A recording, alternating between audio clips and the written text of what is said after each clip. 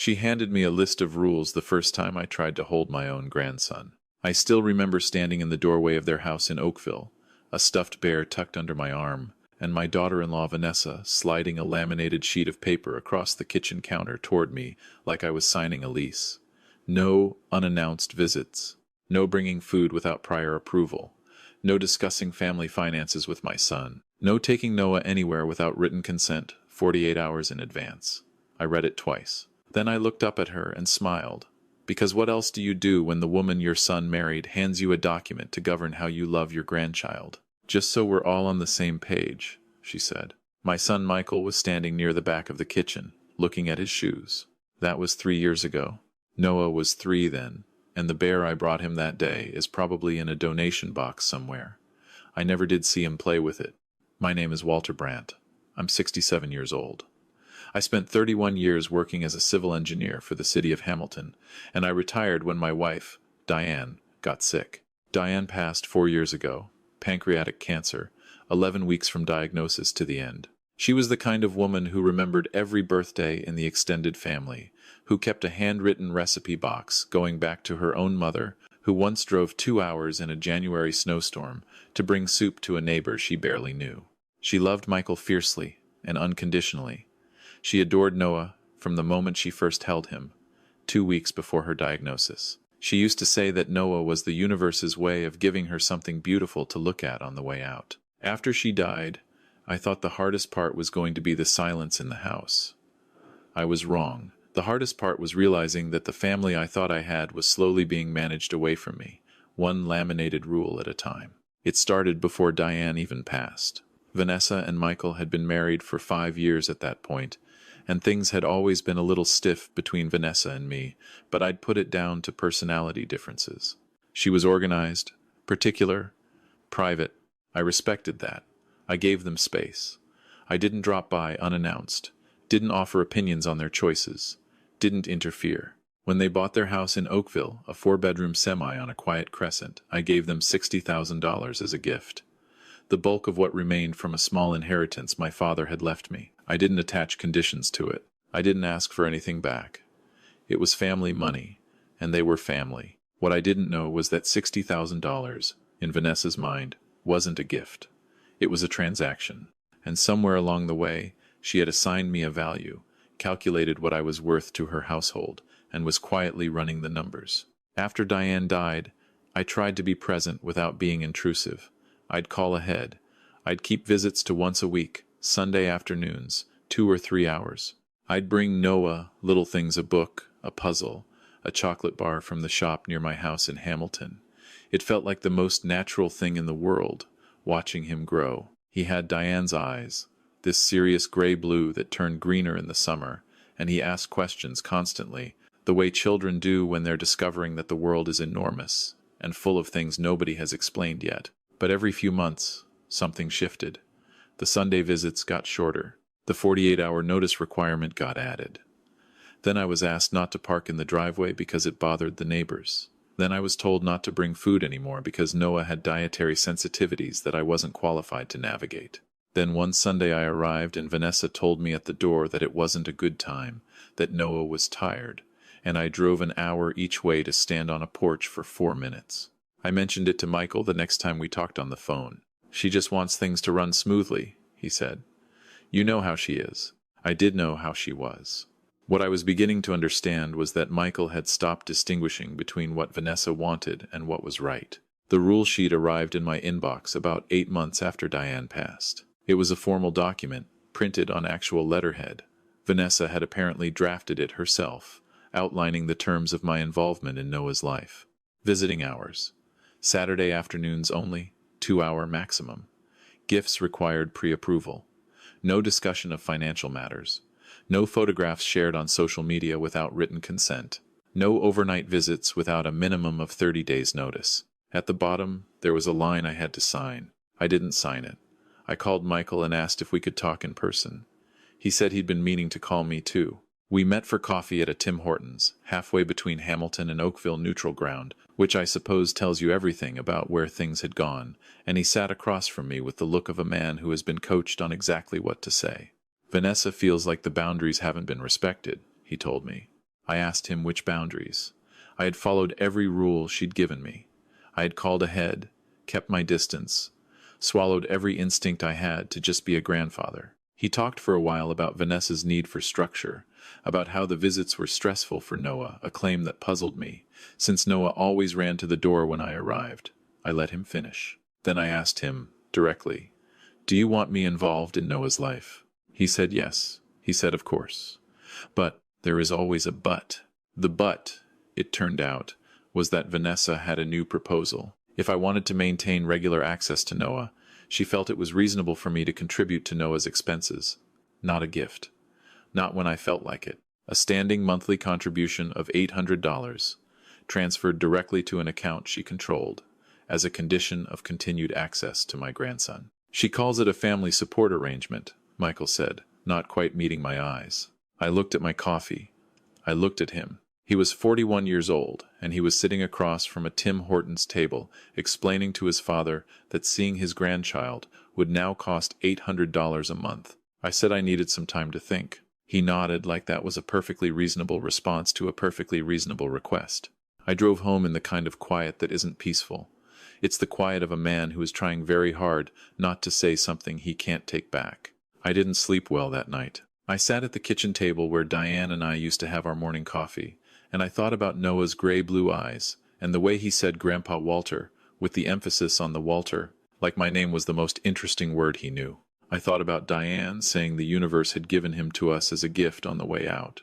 I thought about $60,000 going into a house that now had a sign-in sheet for family visits. And then I thought about a conversation I'd had, about 6 months earlier, with my neighbor Patricia, whose son had gone through a difficult divorce. She'd mentioned a lawyer, a family law attorney in Hamilton, named Reginald Forsyth, someone Patricia described as patient and precise, and not the kind of man who gets loud when things get complicated. I'd taken his card to be polite.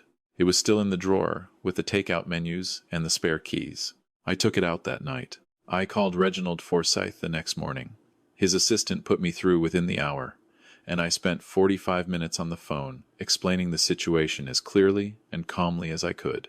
Reginald listened, without interrupting. When I finished, he was quiet for a moment, and then he said, "Mr. Brandt, I want you to do a few things before we talk next. I want you to save every email, every text, every document Vanessa has sent you. I want you to write down, with dates, every visit that was canceled or restricted, and I want you to have a conversation with your accountant about the $60,000. I asked him why the accountant.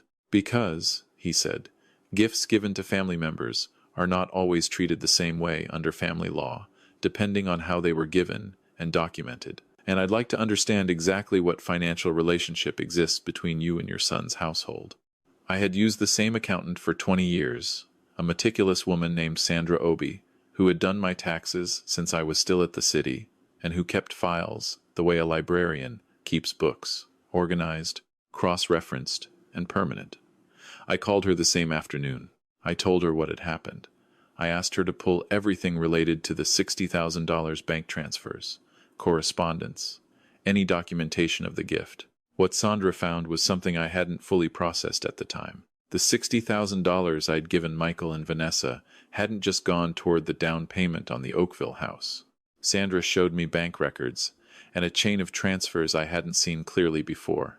A portion of the money had moved through their joint account and into a separate account in Vanessa's name alone, about 18 months after I'd given them the funds. The account had been opened shortly after their purchase. The transfers were small enough to avoid easy notice. Roughly $22,000, over the course of about 14 months, had been quietly moved into an account Michael didn't appear to know about. I sat in Sandra's office for a long time after she told me this. I thought about Michael's face at the Tim Hortons, that careful coached expression. I wondered how much of what he'd been telling me was Vanessa's script, and how much of it he genuinely believed. I wondered if he knew about the account. I decided, sitting there, that he probably didn't. That made it worse, somehow, not better. Reginald and Sandra worked together over the following 6 weeks.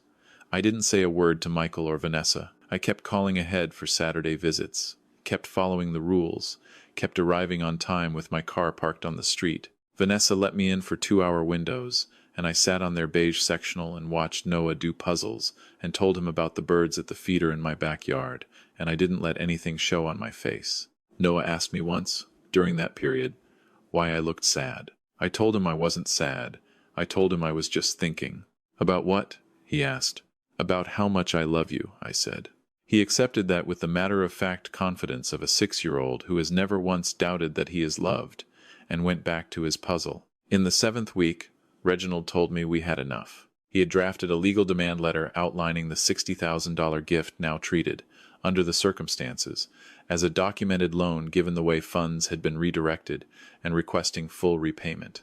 The letter also noted the ongoing pattern of restricted access and formally asserted my rights as a grandparent under Ontario family law, which does allow grandparents to apply to the court for access to a grandchild when that access is being unreasonably denied. The letter was careful and precise and not inflammatory. It was simply very, very clear. Sandra had also prepared a financial summary.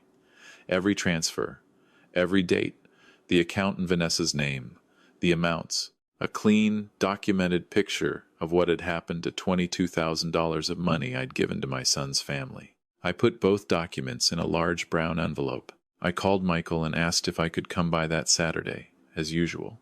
He said yes, that was fine. I drove to Oakville with the envelope on the passenger seat. Vanessa answered the door. She was wearing the careful smile she always wore when I arrived, the one that didn't quite reach her eyes. Noah was somewhere in the back of the house. I could hear him talking to himself the way he does when he's playing. I said I had something for Michael. She started to say something about how this wasn't a great time. Michael was watching the game, and I said, gently, that it would only take a moment. I asked her to get him. Michael came to the door. He saw the envelope. Something in his expression shifted. I handed it to him. He opened it there in the doorway, Vanessa standing just behind his shoulder, and he read the first document. I watched the color change in his face. Not guilt, not at first. Confusion. He read the second page.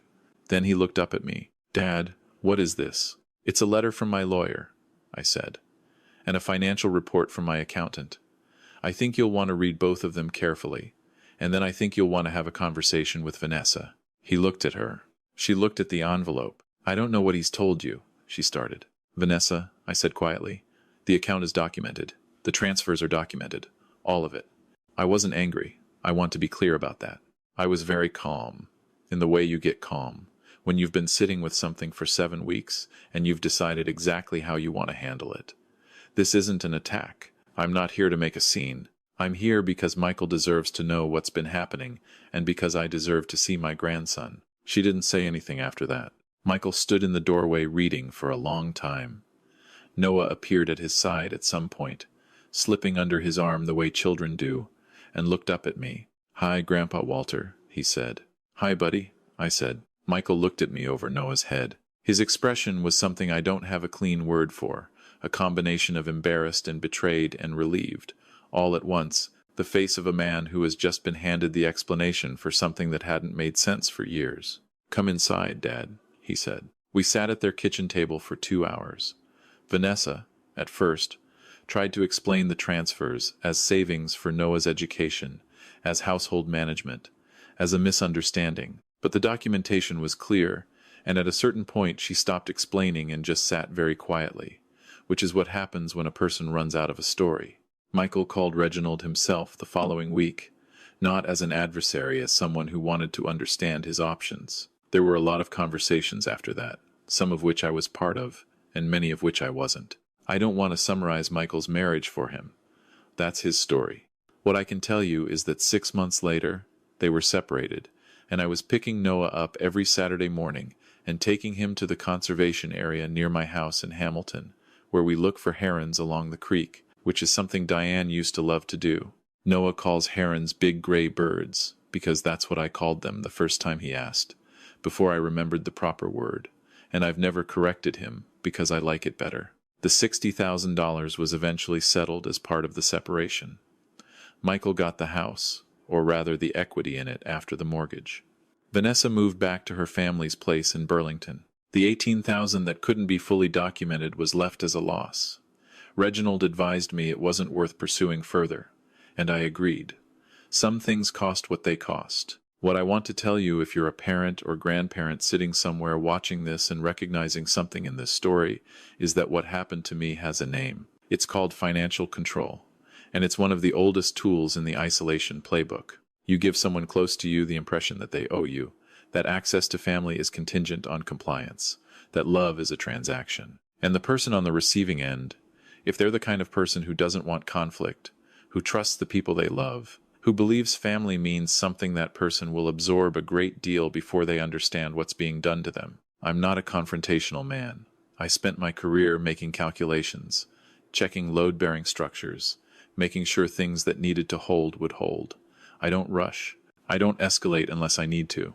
But there is a difference between keeping the peace and accepting terms that were never fair to begin with. Grandparents have rights.